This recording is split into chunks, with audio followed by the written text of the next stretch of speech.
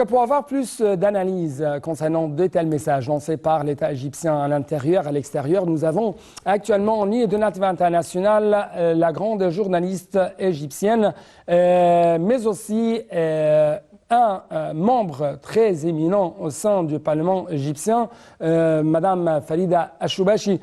Madame Farida, vous êtes toujours la bienvenue sur Native International.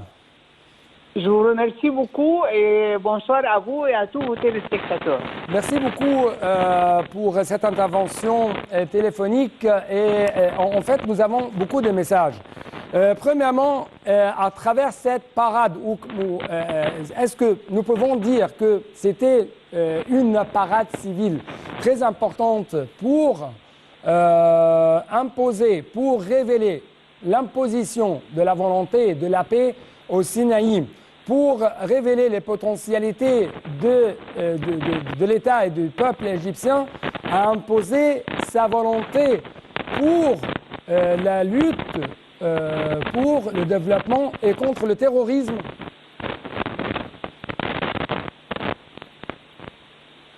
C'est-à-dire que moi je vois que le président est en train de réaliser toutes ses promesses, Ouais. à tous les niveaux. D'abord, vous savez, tout le monde sait que l'Égypte était dans un état déplorable. Et pourquoi on a fait une révolution, la révolution du 30 juin? Parce qu'on vivait dans des conditions qui ne convenaient pas aux Égyptiens, ni à l'être humain. Alors que c'est un pays qui a appris au monde la civilisation avant que l'histoire ne naisse. Et ensuite, il était presque... comment dire, une maison détruite ou quelque chose comme ça. Alors là, maintenant, le président est en train de réaliser tout ce qu'il a promis et c'est pour ça qu'il poursuit sa parade aujourd'hui au Sinaï à remonter le moral de tous les Égyptiens et surtout des habitants des Égyptiens du Sinaï qui ont beaucoup enduré et qui ont beaucoup souffert et qui ont fait beaucoup de sacrifices pour le maintien de l'intégrité de notre pays. Oui, en fait, alors, Madame Farida Achoubachi, j'ai entendu parler d'une déclaration que vous avez faite au sein du Parlement égyptien concernant le développement en Égypte. Vous avez dit que Monsieur le Président avait accédé au pouvoir alors que l'Égypte était presque vide d'un processus réel de développement. Et donc, c'était l'une de votre déclaration, mais j'aimerais vous poser une autre question. À quel point vous trouvez que aujourd'hui, sur le terrain, on ne parle plus de développement du Sinaï, mais plutôt on parle d'une volonté d'imposer un processus de développement tout à fait accéléré sur tous les niveaux et dans tous les domaines? Ça, c'est vrai. Ça, c'est vrai, on le voit tout le temps. Et vous savez, l'autre jour, il y avait un entretien public et il y a une petite, avec les personnes handicapées, et il y a une petite fille, une fillette de peut-être presque 7 ans ou 6 ans, qui lui a demandé, Monsieur le Président, quand est-ce que vous voyez vos petits-enfants? Même les enfants égyptiens sentent maintenant le sacrifice fait par le président. Et ça, c'est très bien, c'est ce qu'on voulait et c'est ce que l'Égypte s'attendait. Elle s'attendait à ça. Et vous voyez, moi, j'avais aussi dit quelque chose qui se réalise tout le temps. Et je vous dirais, je suis fier d'avoir dit ça, parce que j'ai dit que ce président-là, il est tout le temps en train de suivre et de poursuivre ce qu'il fait. C'est-à-dire, il ne fait pas quelque chose et puis il le laisse, et toi, le président, le ministre, par exemple, de construction, ou toi, le ministre des Transports, voilà. Non, il poursuit. Il va pour se rendre compte lui-même que tout se réalise comme il l'a imaginé et comme il s'attendait. Et ça, c'est très bien parce que on avait perdu à un certain moment dans les décennies précédentes à la Révolution, que tous les responsables se contentaient d'être sur le siège de ministre ou de chef de directeur ou n'importe quoi, sans faire un effort pour s'assurer que les plans sont vraiment réalisés. Ce président-là, il n'arrête pas. Et puis, il y a une chose très importante dans ce qu'il est en train de faire maintenant, c'est qu'il reconstitue l'unité arabe, il reconstitue le sens humain dans les pays arabes. Et les pays arabes qui ont beaucoup souffert des terroristes et du terrorisme, et je crois qu'il a joué un rôle principal et vital dans comment dire, de démontrer l'horreur des terroristes. Et ça, tout le monde en prend conscience petit à petit. Oui, par exemple, on trouve qu'il y avait une visite de soutien arabe, notamment égyptien, à Damas, aux Syriens, face aux répercussions de ce séisme dévastateur. Justement, même le président, vous voyez, comment il est vraiment au premier rang des gens qui aident. Il aide à la construction, il aide à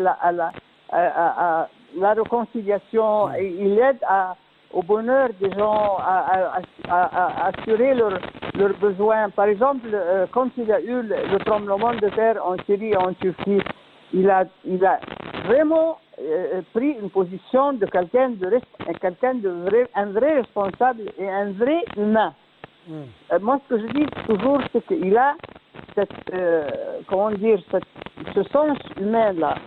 Vraiment, il a envoyé des aides, et il a envoyé à la Turquie des aides, et il n'a pas dit, par exemple, oui, nous, on a besoin. C'est vrai qu'on a besoin, mais nous sommes, le pays qui a fait le plus de sacrifices sur le plan arabe et même sur le plan mondial. Et je crois l'Égypte reprend sa place. La place qu'elle avait toujours, qu'elle était toujours un modèle et comment dire, je sais pas du chauvinisme, mais tout le monde parle de l'Égypte comme un pays noble et noble par sa direction politique et le peuple qui l'aime et qui croit en elle. Auparavant, dans la guerre de la libération du Sinaï face à l'occupation israélienne, il y avait un slogan « Pas de voix plus haute que la voix de combat, que la voix de la guerre de la libération ». Mais justement, face à ce fléau de terrorisme et dans la guerre contre le terrorisme, l'État égyptien a pris un autre choix. Une main qui protège, qui porte l'arme, et une autre main qui travaille, une autre main qui développe. À quel point vous trouvez que dans ce cadre mondial, notamment, je parle de dimension arabe, de dimension africaine, l'Égypte a précisément, ou avec plus de détermination, a pu arriver à adopter ce choix stratégique, et ça pour lutter contre ce qu'on appelle l'industrie l'industrie de pauvreté, l'industrie de désespoir pour n'importe quel peuple, que ce soit arabe, que ce soit africain, que ce soit asiatique. Mais l'Égypte est devenue un modèle maintenant. C'est-à-dire que les pays africains essayent de voir, d'imiter ce qui a été exécuté et appliqué en Égypte. Les pays arabes, maintenant, ils s'approchent tous s'approchent de l'Égypte. Ils considèrent que l'Égypte est un pays vraiment qui est dans le bon chemin et qui est pour la paix, pour la prospérité, pour les liens fraternels entre tous les êtres humains. C'est ça ce qui fait, parce que quand on n'arrête pas de faire la guerre, de tuer des millions ici, des millions là, des milliers d'autre part, ça n'a jamais résolu un problème. Jamais. Mais je veux dire que le Sinaï, s'il n'y avait pas le président qui avait son plan, le plan était de séparer, de couper la Syrie de son pays. Parce que c'était un objectif infernale pour les terroristes. Et d'ailleurs, on a bien vu qu'il y avait des souterrains et qui faisaient quoi? Ouais. Ils faisaient de l'espionnage et ils transportaient tout ce qu'ils pouvaient voler de l'Égypte, des voitures, de la nourriture, même tout ce que vous pouvez imaginer. Et là, le président a coupé court à toutes les, comment dire, le comportement des terroristes, et en même temps, il a reconstruit le Sinaï, il a lié au pays mère par les souterrains, En fait, je n'aimerais pas vous quitter, mais j'ai deux questions essentielles. Aujourd'hui, Monsieur le Président a dit que les vagues de terrorisme, ou plutôt la guerre contre le terrorisme, ne seraient pas terminées. Et en même temps, il a mis en garde contre les vagues de terrorisme. Et à cet égard, il a souligné ces campagnes terroristes et ces campagnes qui essayent de fabriquer des informations, de fausses informations concernant l'économie égyptienne, concernant les décisions prises par l'administration égyptienne. À cet égard, par exemple, Monsieur le Président a dit qu'il y avait une campagne de désinformation concernant la vente du canal de Suez. Comment vous avez vu la conscience du peuple égyptien qui a été saluée par le président égyptien aujourd'hui quand il a parlé quand même de hausse de prix, mais toujours les gens sont tout à fait conscients de ce qui se passe, que ce soit sur le terrain en Égypte ou dans le monde entier. Justement, moi je vois que tous les jours, à chaque aube, ils répandent des rumeurs et des mensonges et des informations incroyables. Parce qu'ils n'ont pas d'autres armes maintenant. C'est-à-dire qu'il y a le peuple qui est éveillé, qui est conscient que pendant l'année de leur règne, l'Égypte était je ne peux pas dire quoi, mais elle était comme un petit pays ignoré par tout le monde. Alors que là maintenant, même les grandes puissances et les très grands pays font cas de ce que l'Égypte veut et ce que notre président décide et dit. Et donne son avis pour n'importe quoi, même par exemple pour la guerre entre la Russie et l'Ukraine. Et l'Ukraine est un paravent pour l'Amérique, la Grande-Bretagne, enfin l'OTAN, si on veut. Alors là, le président a dit qu'il faut faire la réconciliation ou bien terminer la guerre par les négociations. Maintenant, chaque jour, il y a un pays qui se joint à cette idée-là. C'est-à-dire que ce n'est pas...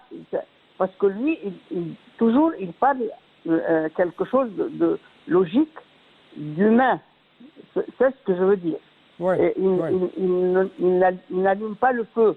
Vous voyez, au contraire, il éteint le feu là où il peut. Ouais.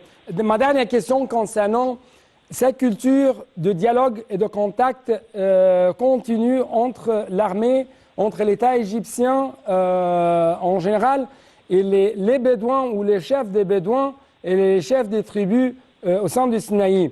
Et Monsieur le Président a souligné l'importance de la poursuite de cette tendance et en même temps l'importance de donner la priorité aux compagnies,